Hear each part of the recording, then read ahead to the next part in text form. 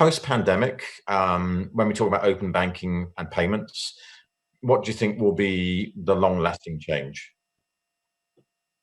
Catalyzed by open banking, I think, we won't call it open banking, but that phenomenon will be the norm in which we all, be that, as consumers or businesses, interact with our money. And, going back to Nick's point about kind of the branch, they will be open 24/7, but it won't be bricks and mortar, clearly. I think this absolutely is a transformation of how we will interact with our money. Nick, I'll come to you now. Post-pandemic, open banking payments, what do you think will be the long-lasting change? Just three things, Chris. Customer service and communication. That's what's going to happen. Everybody's going to realize that because of our exposure to digital technologies, we can communicate in hugely different ways. And then that's going to sort out those that have got good customer service and good communication. Those that have got that, and financial is a very good example of that in China, will win. Todd, post-pandemic?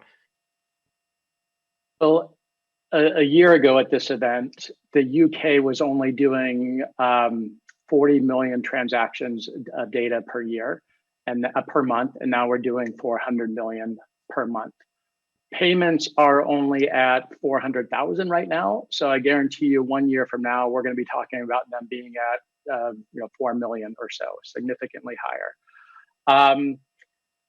I do believe this inflection point is coming. 60% of the payment service providers that we have recently surveyed say they already offer or are planning to offer an open payments offering in 2020.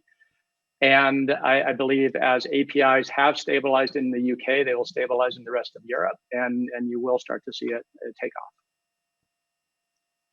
Jonathan? I think I'd echo lots of that. I think it's an acceleration of digital payments. I think I wouldn't want to be a cash provider at the moment. I think the acceleration of online ordering and mobile products. And I do think there will be an emergence of some sort of FinLife products in the West, which I don't think I could say at the moment truly exists. So FinLife to me is this kind of financial product that becomes a part of your life because it deals with all the parts of your life. And I think we'll see that to start to appear. Huw, post-pandemic?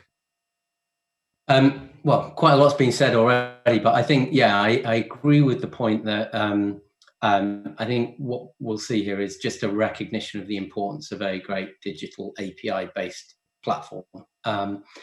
Interesting, I think this is about, so we tend to talk about data or payments, or I think what we've got, there's now been an investment in delivering a secure API layout with a common consent approach, which banks can then leverage to make services available. I think this is the moment that Amazon had in 2002 when they had their API mandate. Everything we do must be consumable from the outside. So I think this is an opportunity for banks to deliver great APIs with a common sort of consent model that can be used as a platform for whether it's payments, whether it's onboarding to a loyalty scheme, whether it's booking a flight, whatever it is, that potential to start combining some information about me with some identity attributes about me and then the money as a result. It's not going to happen immediately. Again, this is going to need to evolve a little over time. But I think this situation now, as we've talked about with video conferencing and things, it's accelerating the importance of a great digital infrastructure.